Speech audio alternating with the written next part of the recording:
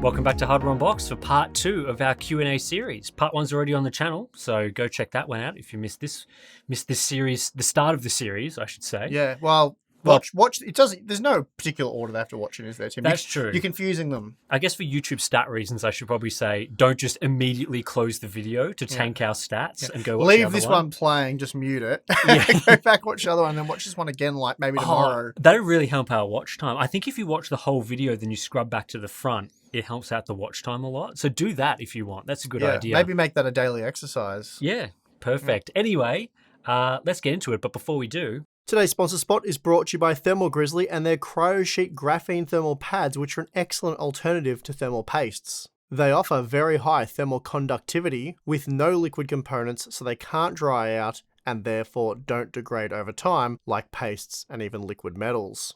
CryoSheet is very easy to use, it's extremely durable, and is available in a range of sizes to suit most applications. I've personally done some high-end GPU testing with CryoSheet, and the results were impressive, very similar in fact to that of liquid metal, but without the mess, and of course, no risk of drying out. So for more information, please check the link in the video description.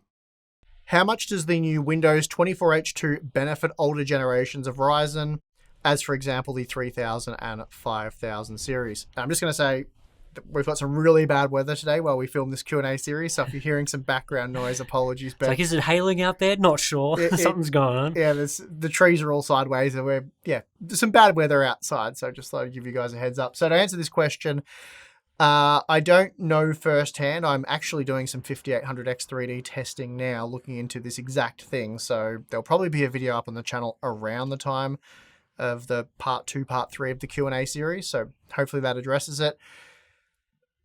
The problem with this, say, 23H2 versus 24H2 testing for gaming is that, as I showed in my video, even for Ryzen, say the 9700X, for a lot of the games, the margins, the gains in the games are very small. So anywhere from 0% to 3, 4, up to 5%. But then there are a lot of games that see 10 to 20% gains. A lot of them seem to be Unreal Engine 5 games for whatever reason that is. So you could test a dozen games and find a 1% uplift or no percent uplift on average. Or you could test like the games like Fortnite, where we saw some of the bigger gains, and Gears 5, which seems kind of broken on 23H2, not sure why, and then find different results. So that's why I went for the 43 game sample, because it really does give you a good look at the, a good sample of games there, really, a good overall look at it. Whereas if you test 6 games, the results could be anything. So I will test as many games as I can. I'll probably focus on the games where we have seen the bigger margins for Zen 5 with, Zen 3 and so on and so forth. But yeah, I'll do that testing and I'll get back to you guys. What really uses VRAM? What's using our VRAM, Tim? Get to the bottom of it. There are multiple modern games with subpar textures despite using 12 plus gigabytes of VRAM. Okay. While some older games have high resolution, high quality textures, but they use way less. I don't know. I guess we would have needed specific examples, but that hasn't been my general experience personally looking, because I do look quite closely at this stuff. Generally, the games with nicer, higher quality looking textures do use more VRAM, and the games like we saw with Black Myth Wukong, spectacular looking game, great level of detail, but if you look a bit too closely to things like rock textures and whatever, they do look very dated. Like similar to Star Wars Battlefront, those type of the older games that had for the time photorealistic textures, and they've aged really well. I've used that example a few times because I think it's a really good example. But yeah, I think it's maybe part of that question is kind of the nostalgia angle of things. Like, I think if you did a direct comparison between 12 gigabyte or more VRAM consuming games today with some of the best textures compared to games from, let's say, a decade ago that used less than 8 gigabytes, you would see that the modern game does look significantly better in terms of its texture quality, but you might just have recalled that when you played a game from a decade ago that the texture quality was really good because you thought, oh, well, I go back to a game like The Witcher 3, which, at the time I thought was an amazing looking game, and the graphics, I'm blown away by the quality of the graphics, And then obviously games today look a lot better than The Witcher 3, but you've got in your mind when you played it that it looked amazing. So you're kind of comparing today's amazing games to what you thought was an amazing game, but then you actually do a side-by-side comparison, and The Witcher 3 does look quite dated. So that's probably playing into that a little bit with maybe your recollection of what texture quality looked like. But on top of that, I think as games, other aspects to visuals improve over time. So like how much stuff is in the game, or the geometry quality, the draw distances and things like that, and the quality of the lighting, it makes things like texture quality stand out more when it's poor. So if you go back a decade ago when all of those aspects were worse, then having equivalent sort of texture quality doesn't stand out as much because the whole visual aspect of the game is sort of that era.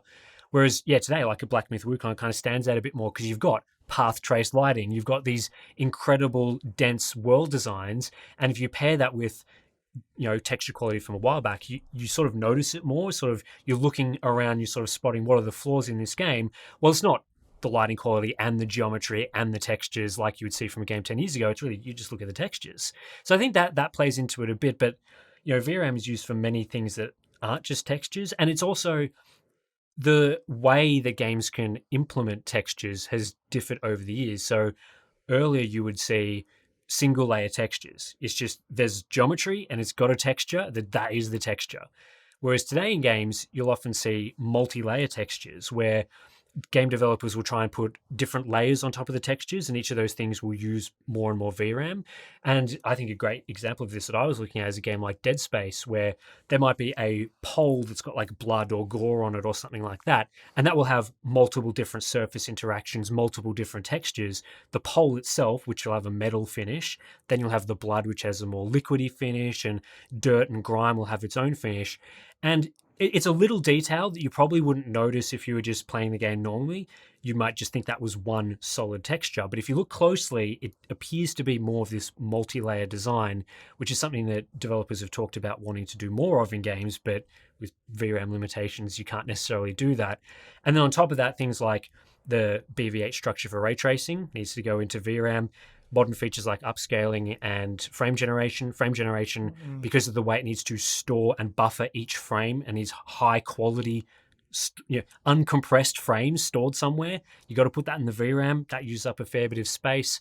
And things like geometry as well. The more dense game worlds are trying to be, the more dynamic things are trying to be, the less copies you have of textures across the game world. So each rock has its own individual texture or some generation of a texture that looks slightly different to all the other rocks. Again, if you go back a decade ago, you will see many more repeated textures and repeated elements across game worlds.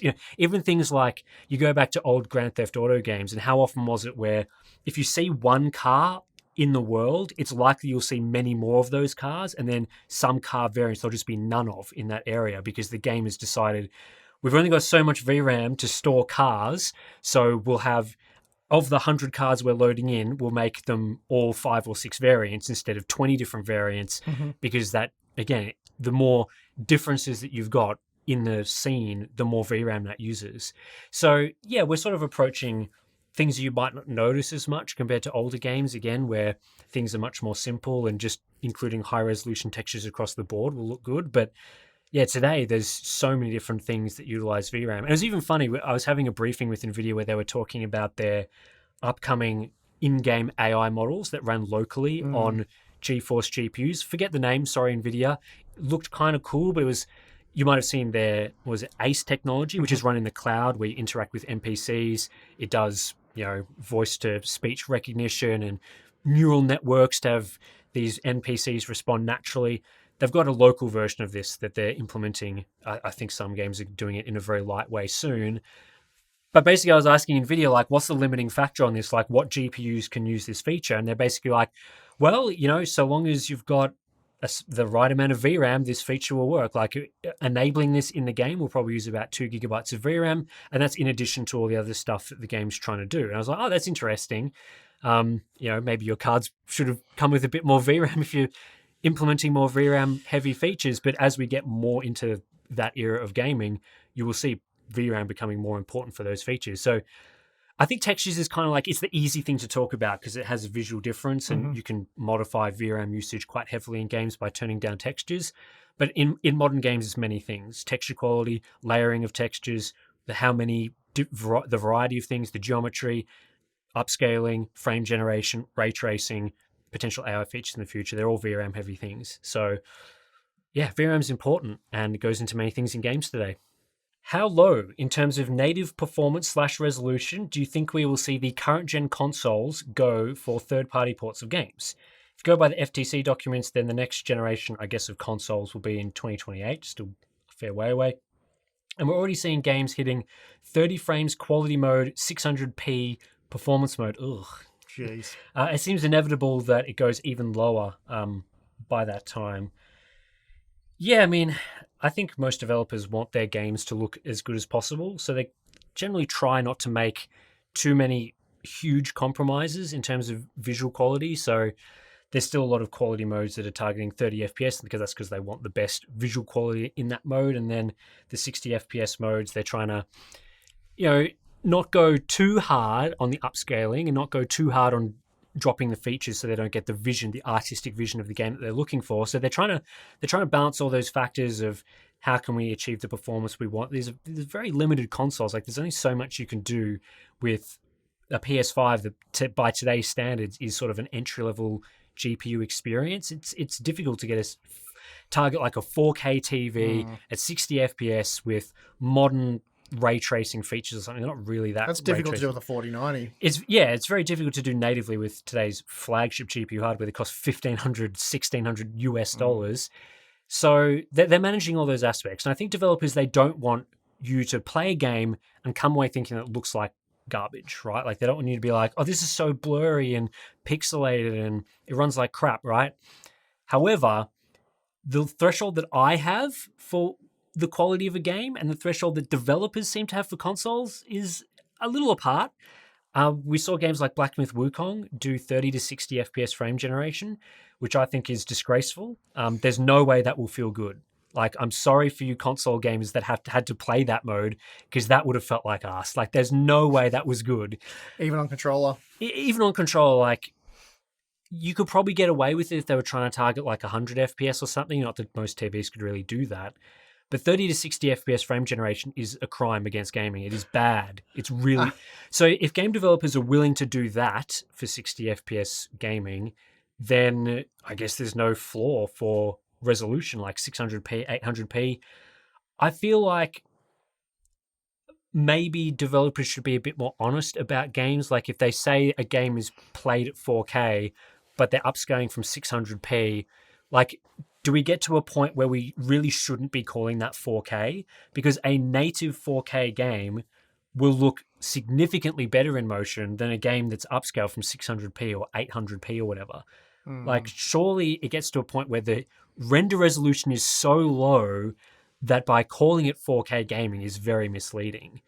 And I'd say 600p is probably, especially if it's like FSR or something like that, that's not looking good. So... yeah, don't know what to make of that. I think I'd like to see developers personally maybe not go as hard on some of the graphics features. Like if you're pushing slightly higher volumetric fog or something, or slightly better shadow quality, or putting in ray tracing effects on a PS5 that can't really do it, maybe just turn those things down a notch and I can't turn the see ray resolution up a tracing on notch. console making sense at all. Yeah, well, they're saying the PS5 Pro can do it more. Maybe, I don't know, just... based on what I see out of desktop GPUs of the mid-range, 4070 class, 7800 XT, even the GRE, it's like, yeah, it's, I guess it depends on what your base frame rate is, what you're happy with. But for me, it's just, I can't see it being worth it, personally. Yeah. How big would Linux desktop market share need to be before you'd be willing to benchmark gaming performance on Windows 11 versus Linux? Well, if we look at something like the Steam hardware survey, Linux is at about 2%, just under 2% of desktop PC gamers that are using an operating system. So more than that. And how many of those Linux users are using like Steam OS on a Steam Deck, which you probably Well, wouldn't. You're not yeah, really benchmarking for that reason. yeah, I don't know how the hardware survey works for all that sort of stuff. I'm not sure. I think Steam OS would count under Linux, wouldn't it? Because it's Linux based. Yeah, Isn't you have to fill out the survey though. So I Yeah, don't know what point is. It's not a very big, not a big install base. Mm-hmm. What percentage would it have to be, Tim, before we start looking at it Yeah, I don't fairly know. regularly? I guess it's not so much like what the percentage is, but it'd have to be like a viable. It have to be viable for Windows gamers to actually consider using it. Like, it's all well and good to say Linux gaming is now possible more than it has been with various different translation layers and things. That's definitely true. It's more, if we're going to be talking about Linux gaming, is this something that we would actually recommend gamers to do? Because if we're sort of saying, like, here's the performance difference between Linux and Windows, but why would you use Linux? It still sucks compared to Windows. Then Careful. It's just an example. We're not going to be spending too much time on testing something that we don't actually believe people would use. And I don't know whether Linux is actually as good as Windows now for gaming. I would probably think there's still a few games that won't be compatible and those sorts of things. Probably still issues with anti-cheat in a lot of multiplayer games, which seems to be a hang-up for a lot of titles that work on Windows but don't work on Linux, as opposed to more the single-player stuff, which tends to be okay. So, yeah, for me, it's like, I would be interested in testing Linux if I tested it or used it and I was like, this is great for gaming and is a better choice than Windows. But there's many more things that go into it on top of gaming. It's like, if you recommend someone use Linux for gaming, how's all the other stuff? Like, is it easy to, use web browsers and play YouTube videos? And the times that I've tried out Linux in the past, and sorry to Linux people who I know love this stuff, but some of the basic aspects of using the operating system is just more difficult than Windows. Like, installing apps and things tends to be more, you need to be more of a power user than a basic user. Something that Windows has continually got worse at as well. Which is funny, yeah, because it's not great. Like, I'm ready to give up Windows, right? Like, if there was a great operating system that I could install on my PC today that was better than Windows, I'm bye-bye Microsoft, I'm out of here. Like, I am ready to go. I just don't think that, at least for what I've seen, and even when people comment like, Linux gaming is great now, use Linux for this, and then they're explaining what their experience is like, I'm like, it's not quite what I'm looking for just yet. So, yeah, I don't know, if Microsoft keeps going into the toilet, then that's probably going to become more viable. And SteamOS, I think, is probably the most viable alternative. I know it's mostly designed for handhelds, but there's a lot of work going into it. So maybe in the future there'll be a desktop ecosystem that works, but for now, I think maybe a one-off thing occasionally would be something that we'd maybe consider, but even then, we know that most people use Windows. Yep. I mean, we'd be more than happy to see it change in the future, but I think right now, it's just still not quite there. Alrighty, given that Intel and AMD have made it clear that using XMP or EXPO is technically overclocking and therefore not in spec and not covered under warranty, is it dishonest for reviewers to be encouraged to test these CPUs with these settings applied? So I'm guessing they're saying, is it dishonest by AMD and Intel to encourage reviewers? Because, I mean, AMD and Intel also benchmark that way. We'll get into it in a second.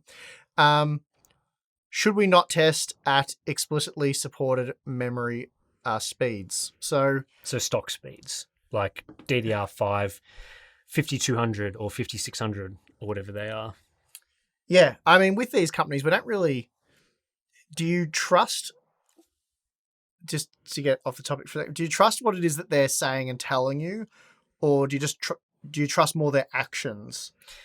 And by that, I guess the point I'm trying to make there is, do we have a documented case ever of AMD or Intel denying a warranty because a user had XMP or EXPO enabled? Not to my knowledge. Yeah, it would be a scandal, I would have thought. Like, from a let's be real for a second here. From a content creation perspective, if there was strong evidence that that was being done, that is a great video opportunity. Yeah, I mean, contact us or Gamers Nexus if you have evidence of AMD or Intel denying your warranty claim, your CPU failed for whatever reason, and their response is you were overclocking your memory with XMP or EXPO or whatever, then this is never going to happen. They will get destroyed for that. Mm. It's kind of like, I don't even know why they bother say, because look, I get that they say that technically voids your warranty, like it's out of spec behavior, it's not supported. It's a legal department has come in and said, like, if you can't guarantee that 100% of CPUs can use that memory, then you can't officially have it in your warranty. But if 99.9% can do it, then we have to be a little careful with our language. Well, the reason why they would get absolutely wrecked and they can't do that is because both Intel and both AMD promote their products using overclocked memory. Yeah. Like, it's very clear. And I think Intel, they go between stock memory testing and overclocked memory testing. It depends on the set of benchmarks that you see. AMD across the board uses overclocked memory, EXPO memory for their performance claims. And anything that you see in marketing material, I believe, should be covered under warranty, no questions asked. If that's a level of performance that you are supposed to get from the product, but that's only possible through an out of warranty configuration, that's just BS. Like, that's just garbage. Like, I guess you can't get away with that. Yeah, but as we said leading into this, the question is to give this any sort of attention, invest any time discussing it, get away from the hypotheticals. Has anyone had their warranty denied because XPO or XMP was enabled? And to my knowledge, no, that hasn't happened. It shouldn't happen. And if it does happen, definitely, as I said, reach out to someone like us or Gamers Nexus, because that's a huge scandal. It's just not going to happen. And so, is it that really does sort of, that's the beginning end of this though, right? Is it actually a thing? Like, is it just some legal jargon that is to cover their backsides but would never be enforced? Yeah, I sort of see it kind of like, you wouldn't test an Intel processor at a locked 125 watts, even though they advertise that the CPU has a 125 watt TDP. The way that it's configured out of the box, the way most people generally use it, is in a higher power configuration. And Intel advertises, like, a 4900K is a 125 watt part or whatever, but they advertise it as being, you should use this at 250 watts. So you can't really reconcile those two things. And it's similar for memory. They say that the memory speed that's supported for Zen 5, for example, is DDR5 5600, but they're advertising and showing, and they know most people will use this at DDR5 6000. So you can sort of say, well, yeah, the official spec is this, and it should run at this. It's kind of like base clocks and boost clocks. How often should you expect to see your CPU run at boost clocks versus base clocks? They're only really guaranteeing the base clocks, right? But generally, you would expect it to achieve what they're telling you it should do and should achieve, which is EXPO enabled, hitting your boost frequency as much as possible, probably using more power than they're claiming in the TDPs and things like that. So, yeah, I think I don't want to say that the spec sheet is irrelevant and that you should just go on how these processes actually work when you're using them and what they're being recommended to run at, because the spec sheet isn't irrelevant. But in terms of things like warranties and how it should be run for benchmarking, I think the best indication is, how's the company advertising this to you? How is it run by default in motherboard BIOSes, especially from AMD, which we know does a lot of motherboard setting validation. So if they're making it very easy for you to enable things like EXPO overclocking of memory and just running whatever frequencies and stuff that they want out of the box, then that's the configuration that should be tested, in my opinion.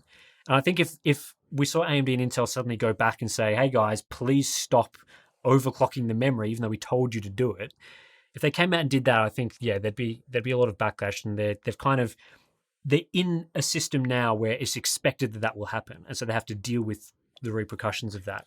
If it was bad, they should be advising people, hey, don't like, if it's blowing up CPUs, they should be like, guys, stop doing this. Like, we know all of you are doing it, but you got to stop because you will cook your CPU. But the fact they haven't done that, I think, is pretty indicative of they're okay with it. Touch on what you were saying, as for how you should test, I don't feel too strongly one way or the other. I think testing either at the official max memory frequency or at the sweet spot frequency, I think I can make a case for either one. I think they're equally valid, right? So one's the official maximum supported frequency at their I guess, standing by and guaranteeing, and the other one is what most users are going to use. So most users are going to use sweet spot memory on a Zen 4, Zen 5 processor, which is DDR5 6000. Most people aren't going to use DDR5 5200 or 5600. But if you want to test Zen 4 on 5200 and Zen 5 on 5600, go for it. I would make it very clear that you're doing that, because that will result in quite different performance between those two CPUs, larger than what you see when using the same memory for both. So yeah, but we prefer to find the sweet spot, what all CPUs should be capable of, and what's sort of the best to get the most performance out of the box by just enabling sort of a one-click feature, which is EXPO or XMP. Yeah, that's right. When I say like you should test like that, that's based on my testing philosophy, our testing philosophies of how I think testing should be done. There are certainly other valid configurations that you could make. Yeah, people like to argue which way is better. The same with the power stuff. And it's like, yeah, I don't really mind. I mean, you've really got to pick one. It's pretty difficult to test. Yeah, you're essentially doing the review more than double by doing both. Right. So pick one, just be clear on what it is you're doing. And usually we have the test system spec, and we show the memory used for Intel and the timing, the primary timings, and make a case for it. I mean, if AMD wants all reviewers to be testing with DDR5 6000 across the board, then they could just support that memory speed, right? Like well, it's weird because that's the memory. So with Zen 4, when Zen 4 came out, they provided the memory. Yeah. So they provided the DDR5 6000 CL30 memory that most reviewers still use. They provided that memory. They said, use this memory. This is the optimal memory for Zen 4. All CPUs will achieve it. We'll get support across all motherboards, which they eventually did do. And with Zen 5, they said DDR5 6000 is still a sweet spot. You shouldn't be running higher than that. DDR5 6000, that's the sweet spot. Higher than that becomes sort of silicon quality. They used that language in the review guide. So they said stick with the same memory as Zen 4. Nothing's changed there. So that's that really. Yep. All right, Tim, which company has disappointed you or us the most in 2024? AMD, Intel, or Nvidia. So I guess they're the three options. What? So this year, Intel, they haven't really when would? There's been no releases, but there's been the CPU stability and then saga. their handling of that and that disaster. So that was pretty disappointing, but not entirely unexpected. Nvidia, has Nvidia just done anything terribly disappointing? I mean, they've launched the Super Series right at the start of the year, and that's it. And we got haven't really done much else. The GDDR6 version of which that's probably one of the least disappointing things Nvidia's done under the heading of disappointing, let's say, for Nvidia. They've certainly done a lot worse than that. And then again, Zen 5, it's not a bad product. It works. It's a very minor upgrade, I guess you could call it. It's a very small step forward. Probably less so for gaming, but it's not terrible. Whoop, I fell off my chair. It's I pushed back too hard on that one. It's not terrible, but it's definitely disappointing. No, but where I was going with this, I was navigating that one too much, Tim. No, I think it's a disappointing release, but I'm not sure how much. I don't even know how to say this. Like how disappointing Zen 5 was for me. It was the handling and the launch of Zen 5 that was disappointing, or made Zen 5 disappointing, or was just that was because it was disappointing. The claims made by AMD back at Computex. Well, they hyped it up too much. They hyped it up too much. It really wasn't a gaming focused or even like desktop user focused product. It was more of a server development AI focused product. So yeah, overhyped. Performance claims bad.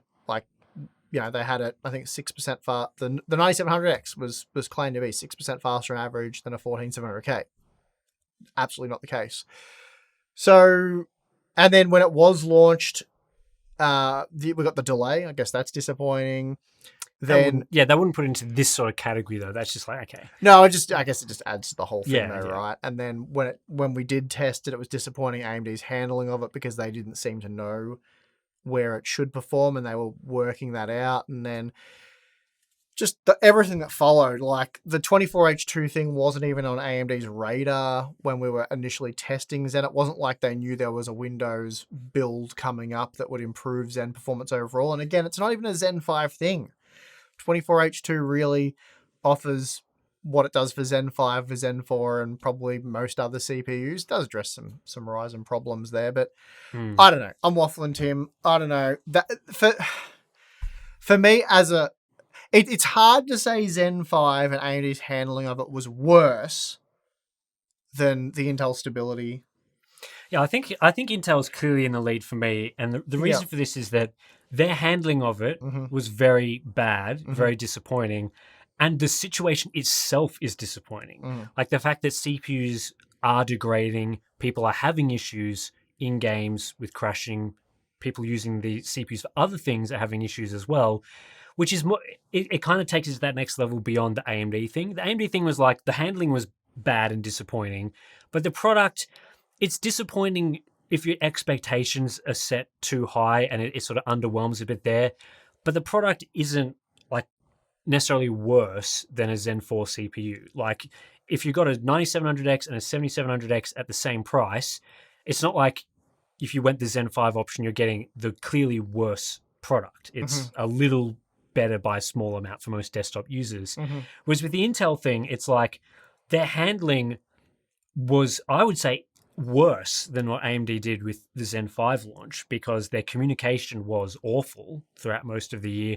It took them far too long to even acknowledge that there was a problem and to even really make any sort of commitment or statement. It's taken them far too long to identify what the problem is and communicate that to customers.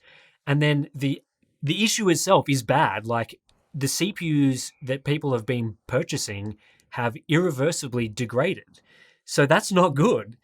So I think Intel might have been able to redeem themselves if they handled the situation better. But the fact that they knew internally that there were problems with these parts, that they were continuing to sell them to people, just you could buy them right in the middle of that saga. You can still buy them today. Like before they had identified and fixed the problem, they said on the record to The Verge that they would not recall or stop the sales of these parts despite them knowing that there was a problem with them, which I think is really poor form, really poor behavior.